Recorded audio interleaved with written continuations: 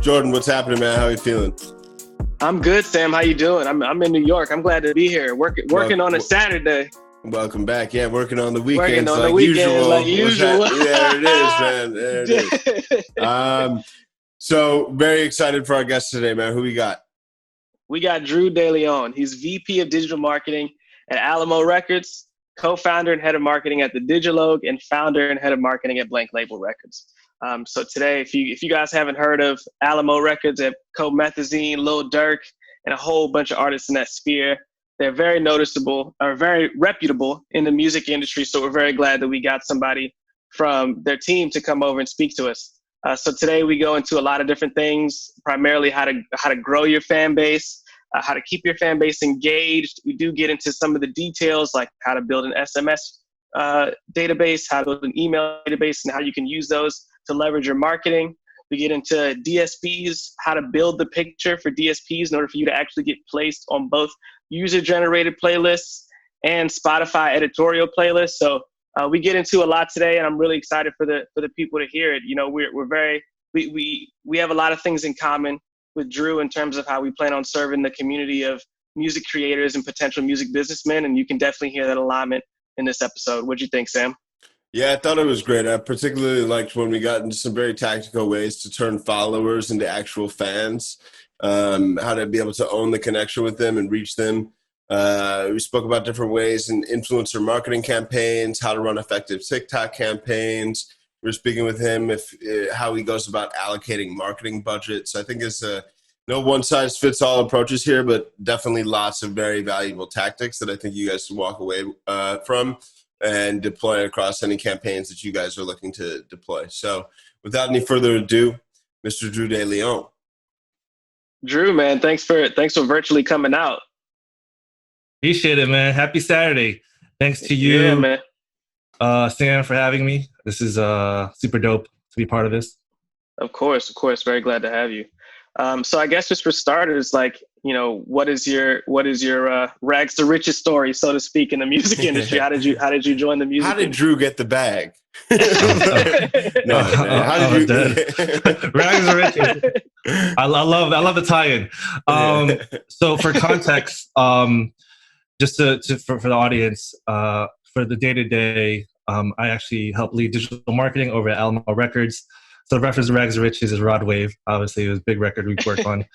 And then I also have a music and tech education platform called the Digilogue, helping connecting and educating the music community. So we'll dive into that later in the episode. But yeah, I mean, I think when it comes to just music, just kind of going into the music business, a lot of folks like myself have, you know, it was never been like a conventional way to go into it. It's not like my parents or any of my family members work in the music business at all.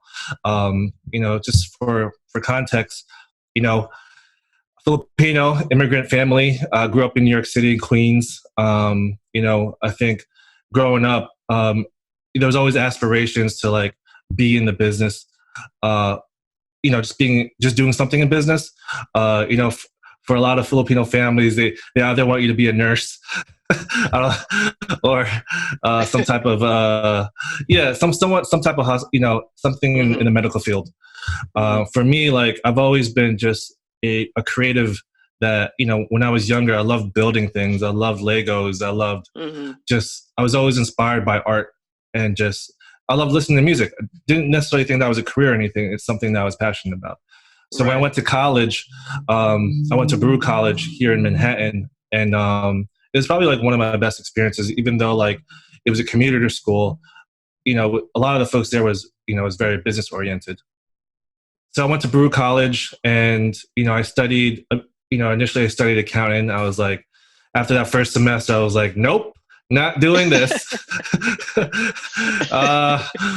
know, like how they you know, it's like, yeah, you're Asian, you should know math and numbers. And I'm just like, well, I'm not necessarily great at it. So, and then I immediately pivoted into marketing. You know, like I said, during college, I had a lot of creative friends. I was in the dance group, and I was just doing a lot of things in sports. I was playing volleyball, but when it came to marketing, I loved my marketing classes. I remember, you know, I remember at the time we were we had a marketing project.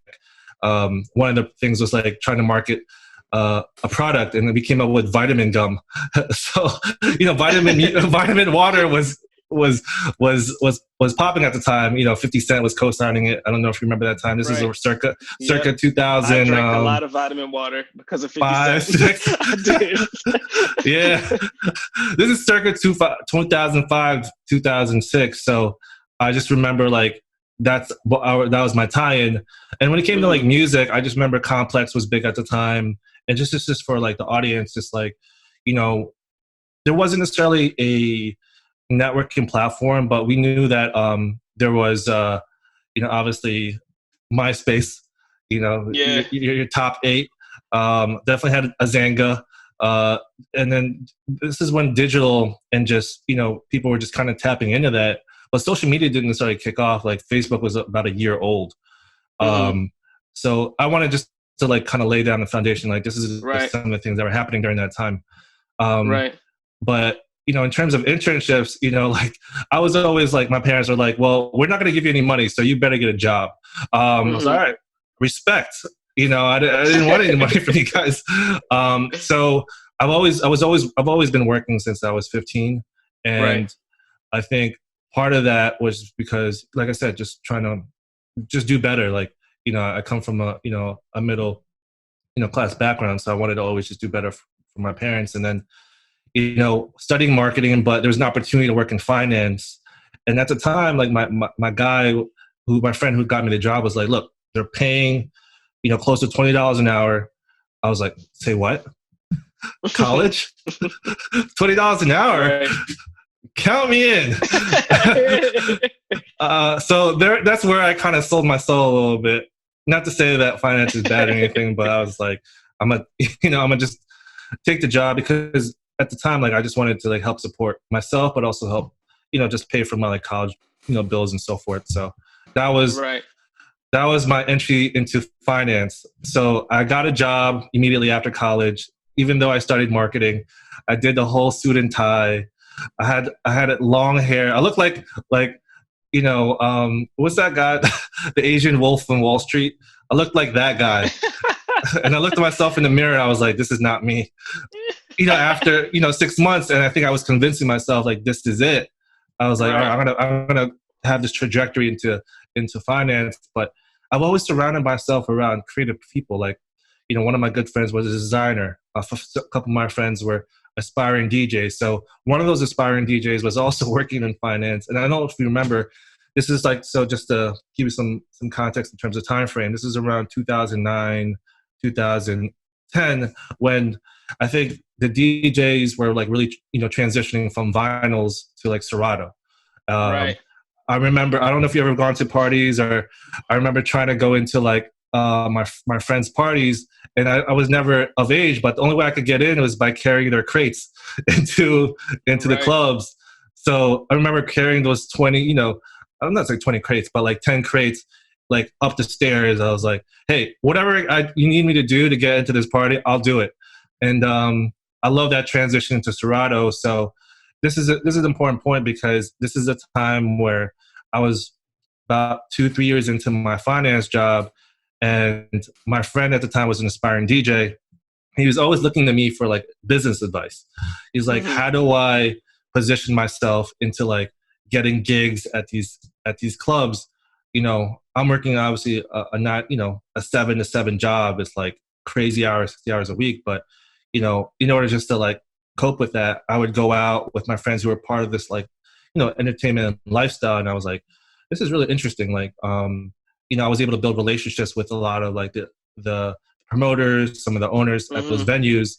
And then eventually I just connected the dots. I was like, hey, you should check out my friend. He's a DJ. He's really dope. He has an incredible library of music. Do you think it'll be okay for him to open up for one of your bigger DJs and just kind of do like a 30-minute set? And it started with that. It was just like, that was kind of my entry into like the music business, where it wasn't like I wanted to just become a manager that day. It was more so just helping my friends out that I wanted to support. So So this is around 2009, and this is the time when the economy was just about to just like just tank. It was a crazy time in finance. I remember working like 67 hours a week. I was like, this is not it. Mm-hmm. I can't do this. And my heart was somewhere else. I didn't know where it was supposed to go, but I knew that I needed to do something else, that I wanted to wake up inspired every day. So 2009, I remember March, I told my manager, I'm like, I'm going to take an extended vacation. So what that means is I'm leaving. And Right. it wasn't easy. You know, I didn't necessarily have a plan B. I traveled to California just to get out of the city, because you can only imagine you're like working so much and like your mind is not clear. So I needed to reset. So when I was in California for 2 weeks, I came back and, you know, just worked various odd jobs. But during that time, I was helping my friend get gigs, and I was like, just helping him out. And eventually 2010, that's when I first started my management company called Blank Label. And, and was he your first client? He was my first client. And that was my first role in the music business as a music manager, because I wanted to legitimize ourselves, because I couldn't, I was like, I'm not emailing these people using my Gmail. Yeah. I also want to take a moment here to just, a good amount of people come to me and they're sort of like, well, how do I get started in the music industry? Which I think is a valid question, but I think the easiest way to get started is support people that you love and support people that you like listening to. Like, reach out, just, if the people in your area, especially if they're local, just reach out and see if they need help. That's like the best experiment, reaching out just to people that you're really passionate about and saying, look, we can, and it seems like in your situation that it wasn't like you were getting paid right off the bat. You were just trying to help somebody out, right? Definitely not. Right. For us, it's like, at the beginning, it's like fake it till you make it. So I was like, all right, we're this company, we're this management company. I'm the CEO. So I wanted to make people feel like this is I had a roster. So I was like building this up, because I didn't want them to think like I was a Joe Schmo managing my friend. Like this, I wanted to make sure it was official. So we started Blank Label. I was literally just like, Blank Label, what does that mean? And I was like, oh, blank. I want to be able to build these artists from scratch, like a canvas, really nothing. So started that, booking gigs, and eventually I started meeting recording artists. So I was in the studio. I was watching their process, from creating melodies and then also working with producers to really just working with producers to really just create those finished tracks. And I think eventually what happened after that, I was like, man, there's something about music that motivates me and keeps me motivated every day. So I wanted to pursue that and further. And then given my marketing background, and this is around 2010, 2011, Facebook was about 5 years old. Twitter was relatively new. MySpace was transitioning out, and I was figuring out different creative ways to help market our artists online. Facebook had Facebook groups, started to work, creating fan groups for those. And, Instagram wasn't even there yet. And just try to find ways to build their audience, what they call digital media. Yeah. So now, I mean, fast forward till today, and obviously there's been tons of evolution, and it never stops as far as where consumer attention is when it comes to building audiences. But with a lot of the artists you're developing and promoting at Alamo, when you think about currently in the kind of current digital landscape, what are the most important things to focus on when building a fan base? Yeah, I think there's a couple of things. So when I look at digital marketing, it's one, understanding who your audience is. 2, knowing where your audience lives. And 3, figuring out how to convert those followers on those platforms to actually fans. And I look at artists, and for most artists, their first platforms that they're probably most active on is Instagram, right? So Instagram is probably a top platform. Another platform is YouTube, given that a lot of the video content is usually a first point of discovery for a lot of especially hip hop artists. It's where people go to just browse YouTube. I like to say the YouTube hole. It's you just go in and just watch music videos all day. I think it's really understanding where's that point of discovery for artists. And I think for a lot of hip hop artists, it's normally YouTube when it comes to music, because a lot of the audiences, especially that's discovering the artists, they're looking for free platforms, right? So they'll essentially just watch music videos. And eventually you have this next tier of audience that lives on the Apple premium services, the Spotify's of the world. So it's creating those like different tiers of and levels of discovery where, all right, we're going to drive people to YouTube and eventually lead them into a funnel towards these other DSPs. But we have to create that initial point of discovery. When it comes to the social side, you know, like I said, Instagram is usually a top platform. For some artists, it might be TikTok or Twitter, but it's letting them know, like, hey, if you're going to be using this, you might as well be as consistent as possible. It's not like you're only going to post when you're in cycle or promoting your project.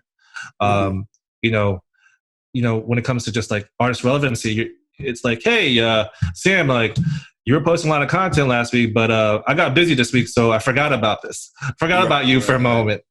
So I always look at marketing and just relevancy as 360. It's 365. You never approach, you know, the way that you roll out your music and your content within like a 4-week or 6-week window. It has to be evergreen. You just got to keep going, and then you build, and especially now, given the circumstances, you know, people are the more they see it, like they may not engage at that first or second moment, but the fact they're seeing it so often, they're like, let me check this person, let me check Sam out. He keeps for sure posting this content. And totally. It's being consistent, you know? 1,000%.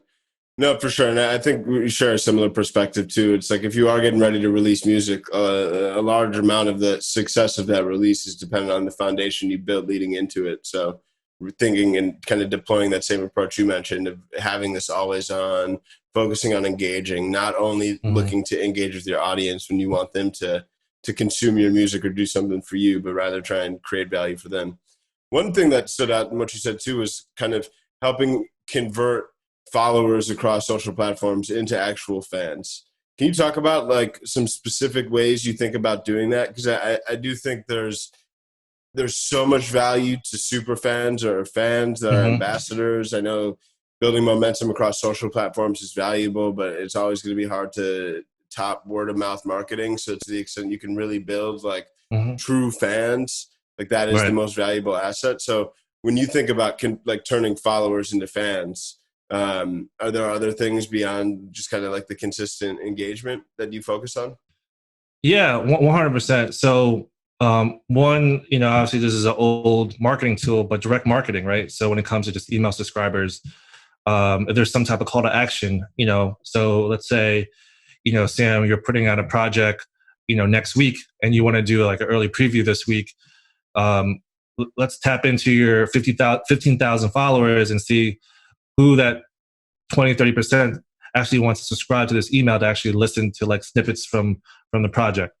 So, all right, cool. Like we know that out of your 15,000 followers on Instagram, these 20% of those folks actually engaged enough to like tap in. And now we have their data to actually say like, hey, when we roll out that things that are exclusive or things that we want to kind of like super serve for this core base, like we know that we have access to that. And that's the way I look at it. You know, trying to like find out who those folks are and figure out like what are those behaviors and why they're doing these things. And you know, they see that, hey, like, I want to listen to like that next record from Sam, and I want to hear that snippet. So I'm going to take the extra step to actually subscribe. And then this is where the true marketing comes in, where every other week it's like, all right, cool, appreciate y'all. You know, the Sam, let's just call Sam's Club. You know, like this is there we go. This is the best deals in the market. The best deals in the market. And you're just essentially recognizing them for their loyalty to you, and you're giving them like deals, like, you know, you're offering like, you know, exclusive, you know, content. You're, you know, just, and that's how you nurture that. You know, you're able to do that. And I think that's super important. It doesn't happen for every artist. You definitely need a team to like execute these things, because it's a lot of management. But that's something that I've done in the past for like some of our bigger artists. When I was working at Def Jam, you know, we did a lot of that for Alessia Cara, who's a big pop artist. We built her fan base from like when I first met her. It was like I remember it was like only 15,000 subscribers, and then we tripled that. Nice. Just creating incentives for them to join. Yeah. And I think that's what you have to do. Like, what is the value proposition or buy-in? For sure. And I think that's so valuable and so often overlooked, especially too, given that you don't control and have direct access to your audience on these social platforms. I mean, I know like 2 years ago, like Facebook really throttled and pulled back on like how much a business page, how much reach they would get to their fans. I mean, like Instagram, people are always like complaining like reach is going down, but and even like TikTok, like I personally think TikTok's not going anywhere, but like if you build this audience, you don't want to be at the mercy of these platforms. Email is not going anywhere, so you want to make sure you actually can reach them there. What do you think about SMS-based marketing? I know that's become a very hot thing too. Do you feel like that's, I mean, from our perspective, it's cool because it's in the early days of like email, it was like open rates were through the roof. And then the next thing you know, everybody's doing email marketing, and now Gmail has to create a promotions tab just to get that out of your inbox. I feel like we're in like an early SMS stage where there is a really unique opportunity of these absurd open rates. Have you seen success in SMS? Is this something you've been testing? Yeah, definitely. There's a platform called Community, you know, which, you know, kind of offers that. Essentially, you get your own number. Not to say that I think it's still going through a beta program, but there are other platforms that do SMS marketing. But essentially, to your point, I mean, everyone's on their phone, it's mobile. So you're collecting all that data and essentially creating a messaging tool where like you can essentially just message people within that group, updates as if they have that personal conversation with you. And you can essentially as if you're DMing your fans. And I think that's super important. But I think it goes down to, like I said, the consistency of the artist, because usually they'll do this around like an album release. But like, how often are you like really engaging with your fans? And I think it's super important to recognize like within like the artist bandwidth when it comes to just kind of just what they're doing is out of all these platforms, what is connecting the most, and how do we optimize your time so you're not spreading yourself thin? If it's SMS, let's do that. Let's choose 3 things that you're going to do and make sure you're just consistent with it. And we'll support you with everything else. I think it's important to recognize that from artists, because they're like, oh, wait, there's another platform. And it's managing those expectations, because, you know, for them, they're more so focused on music and just kind of living their life, you know? Yeah, for sure. 1,000%. So when it comes to, I mean, just the ebb and flow of different platforms, like what do you think, where's your head at regarding TikTok right now? Do you think it's going away, or do you think it's still a very important area of focus for artists? Super important focus. I mean, the way I look at TikTok is the way that I view MySpace 10 years ago, but it's different because, you know, there's a direct, you know, correlation, but there's also a real community. And I think that's the biggest value proposition with them, where obviously they have this, you know, very unique algorithm, but there's this unique community that you can't necessarily replicate. And that's grown over the years. And, you know, when it comes to music sharing and just music content, you know, that's the point of discovery for like that young demo. You know, sometimes like, let's say TikTok trends don't necessarily translate to like consumption on DSPs, but more often than not, if you're an unknown artist, you know, that young demo, whether it's like that 10 to like 18 or 18 to 24, like they're essentially like go on Spotify or Apple to find out what's the rest of this song. And, you know, and then because of there's consistent content, you're hearing the snippet all the time. Right. and then you'll know that verse. And, you know, that was the case even with like, you know, Rod Wave, where, you know, we had a record, Rags to Riches, and, you know, we saw that it was trending, but like anything, like you have to like also amplify that and grow that. You know, it started at, I think, around 50,000 videos, but now it's over 10 million videos because of the things that we did to support it. What are some of those things, if you're comfortable sharing? Yeah, no, for sure. I mean, this is not confidential information. Is, you know, understanding that, you know, why these people are creating this content. Because I feel like a lot of it's easy to just to like put money into like a top creator like a Dixie D'Amelio or Charlie D'Amelio. Mm-hmm. But we have to understand that you have to kind of build out foundation with smaller creators first, because you need to be able to have them be the foundation to like really build this up. Because if it's so top heavy, it's like, all right, cool, this feels like a paid promo. Right. You know, TikTokers, they know the difference. Yeah. You know, they want to they want to like say like, yeah, I actually discovered this song. Yeah, Right. You know.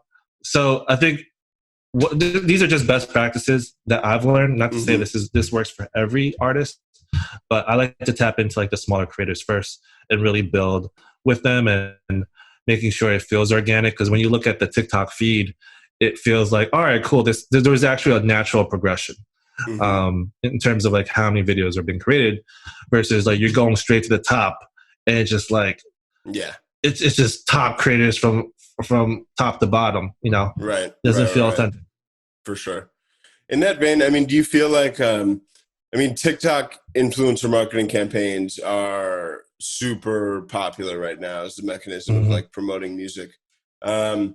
Like, do you think that's for good reason? I mean, you feel like that's a very, like, I guess the bigger question too is if you had 50K to promote an upcoming single that's leading into an album, how would you allocate that 50K? I mean, what various channels, maybe TikTok influencer marketing is one of them, maybe Facebook, Instagram ads, maybe take 10K, shoot a music video, but like, how are you kind of, in an ideal scenario, we don't have to deal with pushback from any artist team.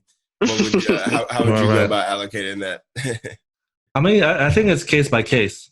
So if you're an emerging artist, like if you there, you know, obviously the way I look at it is, like I said, I was saying before, like we're working with a lot of hip hop artists, so I want to be able to build their content programming on YouTube.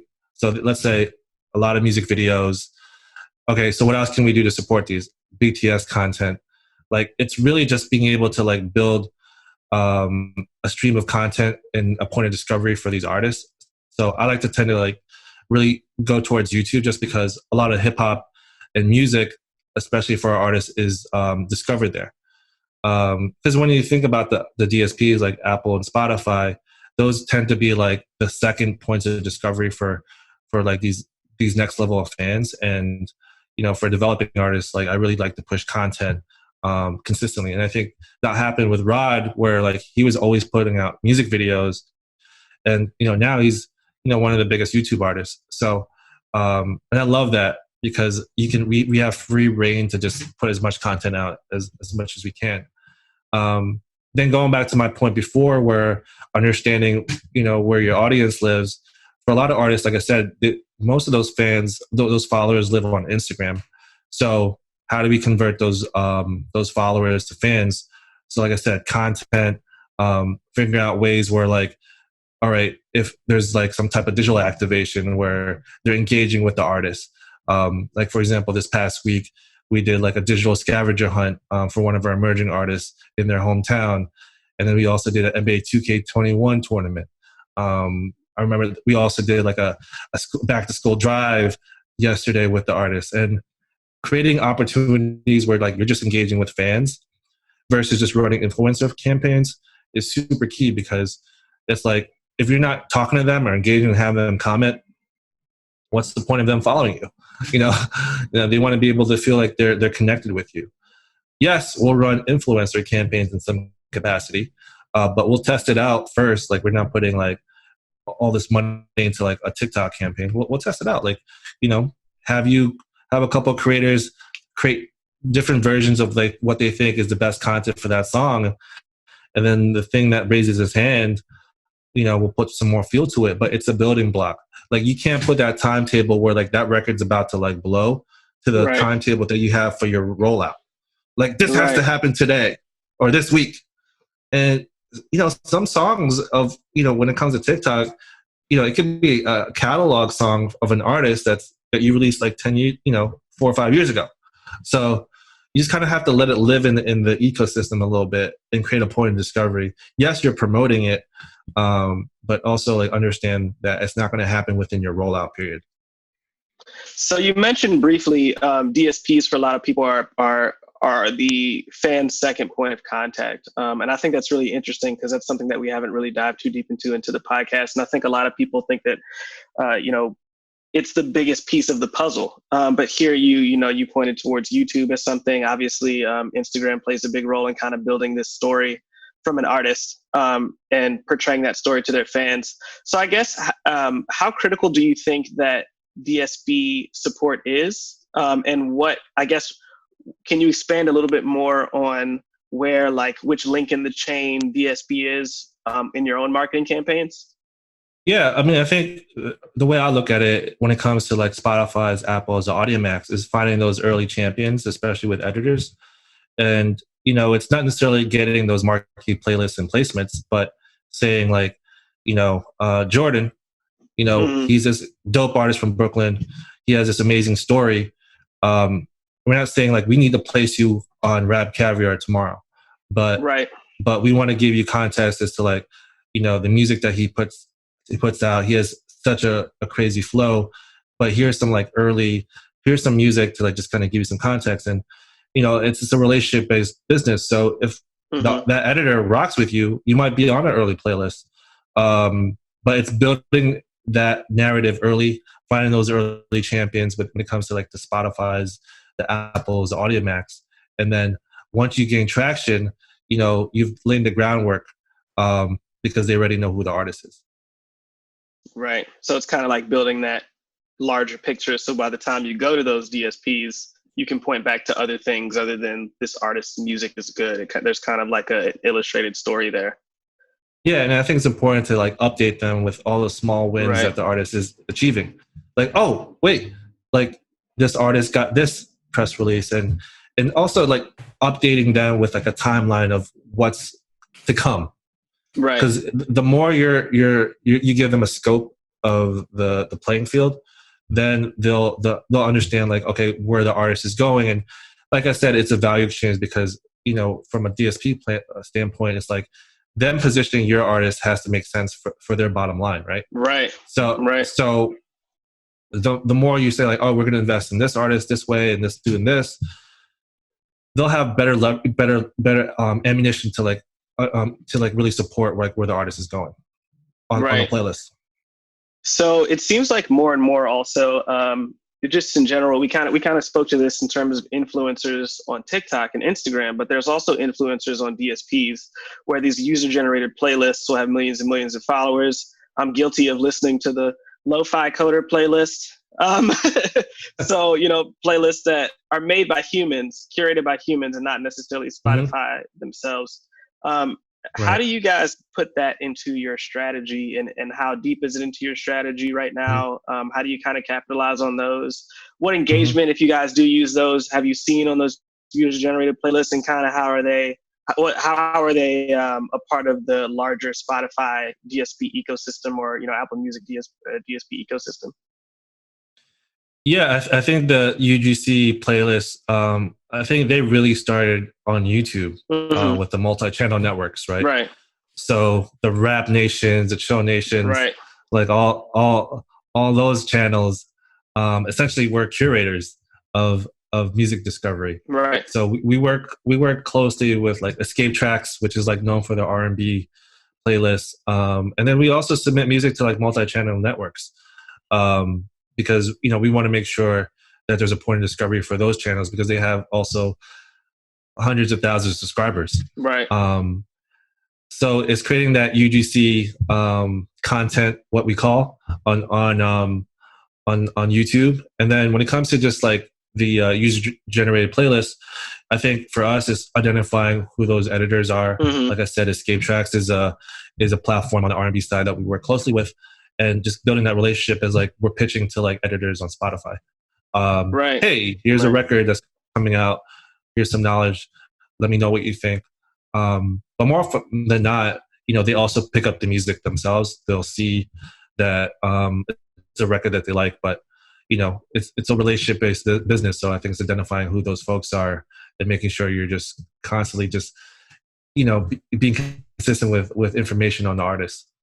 Right. That's awesome. And, I at the management company that I worked for, we made, or we didn't make, we asked a lot of our artists to make playlists themselves. That was along the same lines, user generated. Obviously, we stuck some of their own music in there, but it was just to get in, it was just to get our fan bases integrated into the artist's mind and their influences. I haven't done that in a little bit, but I'm just wondering if you guys use that as a tactic, and if so, how important is that to the general marketing strategy? I think it's super important. I mean, I remember working on, when I was at Def Jam, I worked with this artist named Danny Lay. And at the time, we created a Dance with Danny playlist. She's a dancer.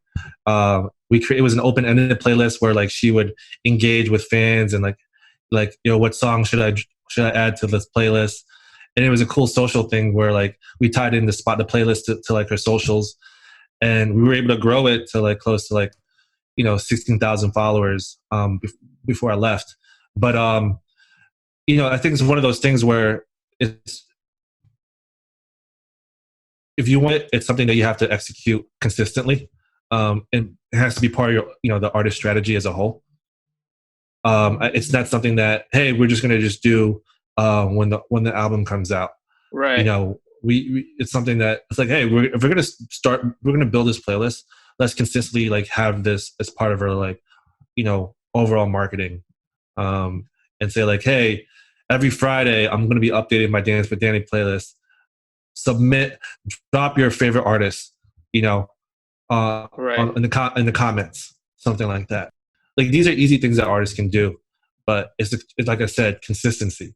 And going back to my point with Sam is figuring out what are the things that artists needs to focus on, because they're so overwhelmed.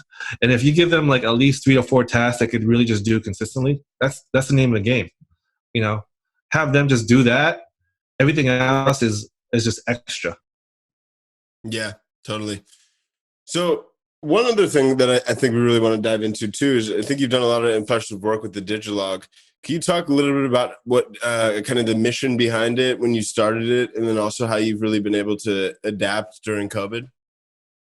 I appreciate that. So Digilogue, for context for the audience, stands for Digital Dialogue. I started with my co-founder, Mevis Jackson, in 2016.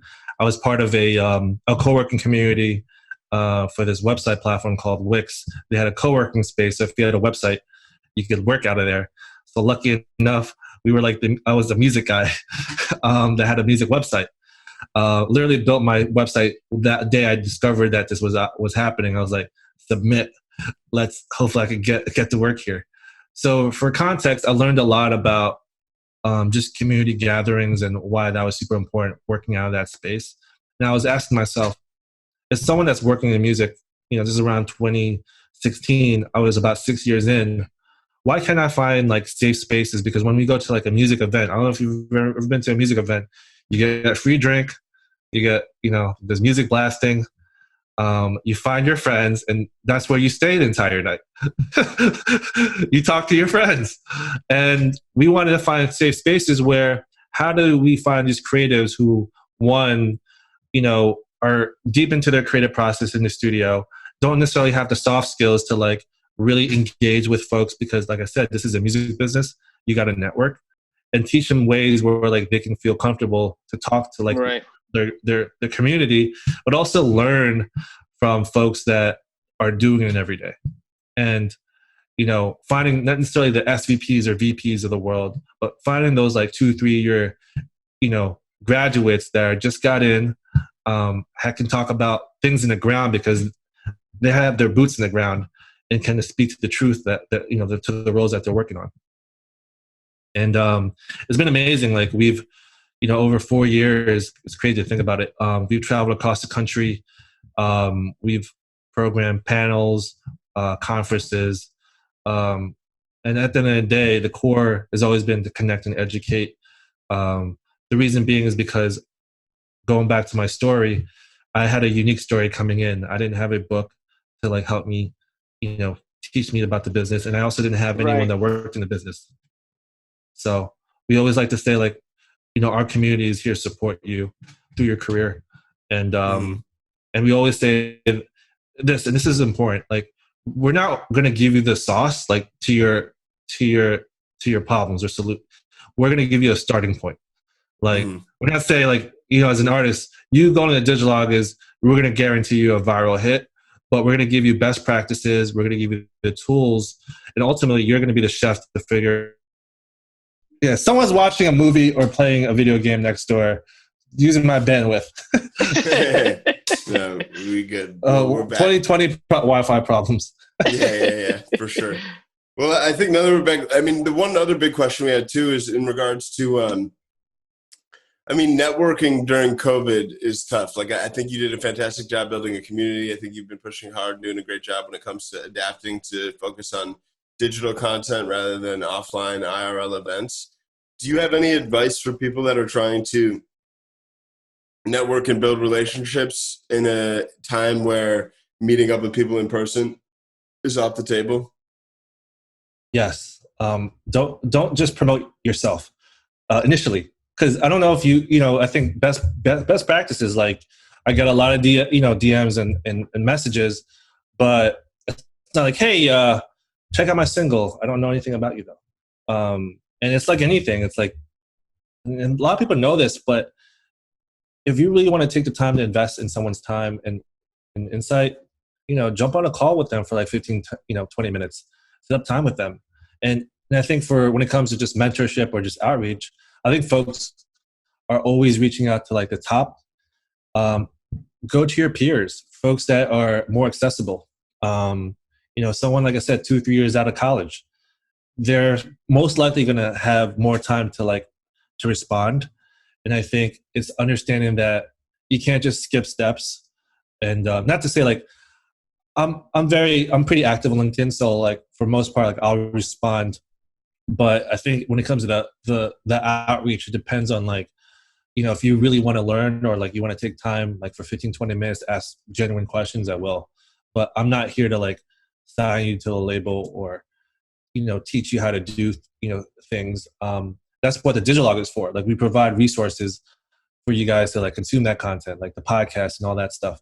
So it's really just the expectations when you reach out, and also understand that you got to like really network horizontally, not just vertically. Right. Yeah, I think that's one of the most important things that I've learned in terms of networking in general, whether digital or physical, is that your peers are going to be the ones that win with you. You know what I mean? They're going to be the ones that get the promotions that you may need, or you may get the promotions that they may need. And I think building that community horizontally, like you're saying, is really important. Yeah, it's huge. And like I said, just take the time to get to know these folks. You can't skip steps. We're on a Saturday, we're doing this. Right. Right. It's because I love what you guys are doing, and I think it's one of those type of things. We're building a relationship here, and it's like, how do we, create that value exchange as well? Because you're doing something for the community, and I want to be able to support that. So it's finding those like-minded folks that are just as passionate with you, and kind of weeding out the folks that don't share those values. Right. Exactly. Awesome, man. Well, Drew, I just want to thank you for coming out. We look forward to this episode. Like you stated, we here on a Saturday. We were like, bro, if he could do it Saturday, we could do it Saturday. So I'm glad that you virtually came out and spread some knowledge to the people. We'll definitely point people to your platform and make sure that, hopefully if there's a chance for us to collaborate in the future, that we'll do so. Yeah, hopefully we could do something in real life. Yeah. But absolutely. I appreciate you, Jordan. Appreciate you, Sam, for having me. Always, like I said, I love what you guys are doing, and we're here to support that as well. And congratulations to all the episodes. Was it, you said 80 episodes? This will be 81. 81. Yeah. Yes. Yeah. 81. 81. And then the road to 100. So I love to see it. Thank you so much, man. Perfect. We appreciate you, Drew. Take it easy, all bud. Right. All right. Thanks, guys. Man, well, that was a great episode. Drew, super smart guy. I personally really liked what he was talking about when it came to like seeding music across MCNs or like YouTube multi-channel networks. Right. I think that's really just crafty tactic for helping tap into existing communities to drive exposure for new music. The nuance at which he spoke to running TikTok campaigns and trying to make sure it stays and feels organic, so that way it helps you set it up in a way that it builds upon itself and creates a lot more momentum. What'd you like, Jordan? I think there were a couple of things that challenged my previous beliefs in marketing, which is always what I like, primarily being, he mentioned a little earlier that in the episode that Spotify, for a lot of people, is their second point of contact. And I think, a good amount of our listeners, a good amount of people that I've spoken with use Spotify as their main driver, but he has a holistic viewpoint on how Spotify interacts with the rest of your marketing drivers, whether that's YouTube, whether that's Instagram, whether that's Twitter. And I think people will be able to get a really big picture, high level strategy. They'll be able to get, high level strategy tips on how to include Spotify as not just a huge marketing driver for you, but how to make it an integral piece of your puzzle while still focusing on other things. So, yeah. Well, there you have it. As always, thank you guys so much for tuning in. Your support means the world. And where we will be next week. We'll be right here. So in your ears. Yeah, that's right. Appreciate y'all. Take care.